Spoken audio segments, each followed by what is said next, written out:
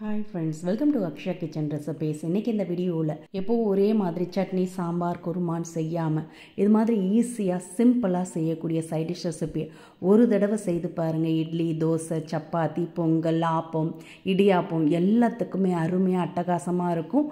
இப்போ செய்யறதுக்கு ஒரு ஃப்ரை பேனை சூடு பண்ணியிருக்கேன். அதில் 1 டீஸ்பூன் அளவுக்கு எண்ணெய் சேர்த்துக்கங்க. எண்ணெய் சூடானதும் 1 கப் அளவுக்கு பச்சை வேர்க்கடலை சேர்த்து நல்லா வறுத்துக்கங்க. வேர்க்கடலை எந்த அளவுக்கு வறுக்கிறோமோ அந்த அளவுக்கு சுவை நல்லா கூடுதலாக இருக்கும்.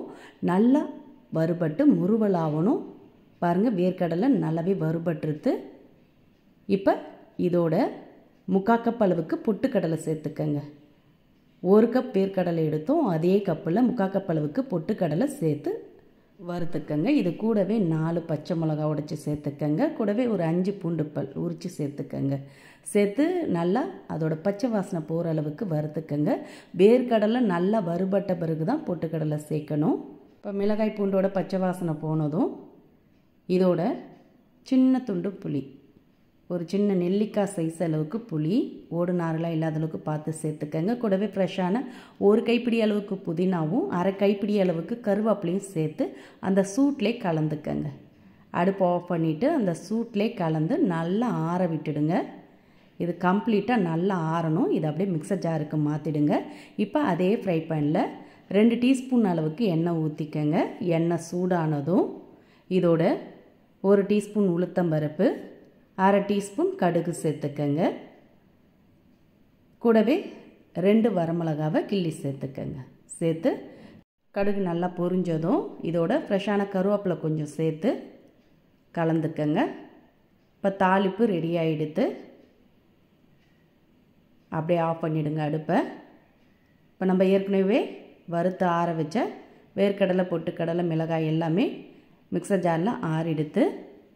இது கூட 3/4 கப் அளவுக்கு துருவன தேங்காய், 1 கப் வேர்க்கடலை எடுத்தோம், அதே கப்பில் 3/4 கப் அளவுக்கு வேர்க்கடலையும் 1 டீஸ்பூன் அளவுக்கு உப்பும் சேர்த்துக்கங்க. கூடவே 1/4 டீஸ்பூன் பெருங்காயத்தூள் சேர்த்துக்கங்க. சேர்த்துட்டு இதோட 1 கைப்பிடி அளவுக்கு ஃப்ரெஷ்ஷான மல்லித்தழை சேர்த்துக்கங்க. கொத்தமல்லி தழை தான் சேர்த்துருக்கேன். கொஞ்சமாக தண்ணீர் விட்டு நல்ல மைய அரைச்சி எடுத்துகிட்டு வந்துடுங்க. உங்களுக்கு தண்ணி எந்த அளவுக்கு தேவையோ அந்த அளவுக்கு கூடுதலாகவோ சேர்த்து நல்லா இது மாதிரி அரைச்சி எடுத்துகிட்டு வந்துடுங்க. அரைச்சி எடுத்துகிட்டு வந்ததை ஒரு மிக்சிங் பவுலுக்கு மாற்றிக்கங்க. நல்ல மணமாக சூப்பராக அருமையாக இருக்குங்க. இதை அப்படியே ஒரு மிக்சிங் பவுலில் மாற்றிட்டு கொஞ்சமாக மிக்சர் ஜாரில் தண்ணி விட்டு அலசி ஊற்றிக்கங்க. கூடவே தாளிப்பை எடுத்து சேர்த்து நல்லா கலந்துட்டு பரிமாறலாம். இது மட்டும் செய்தாலே போதும். 10 இட்லி கூட கேட்டு வாங்கி சாப்பிடுவாங்க. சப்பாத்தியோட சூப்பராக இருக்கும்.